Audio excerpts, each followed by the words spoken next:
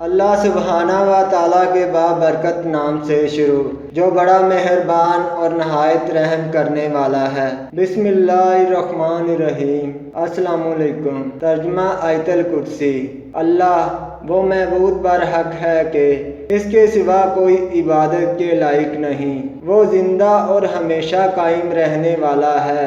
اسے نہ اونگ آتی ہے نہ نیند۔ جو کچھ آسمانوں میں ہے اور جو کچھ زمین میں، سب اسی کا ہے۔ کون ہے کہ اس کی اجازت کے بغیر اس سے کسی کی سفارش کرے؟ جو کچھ لوگوں کے سامنے ہے اور جو کچھ ان کے پیچھے ہے، وہ اسے جانتا ہے، اور وہ اس کے علم میں سے کسی چیز پر دسترس حاصل نہیں کر سکتے، مگر جس قدر وہ چاہے اس قدر معلوم کرا دیتا ہے۔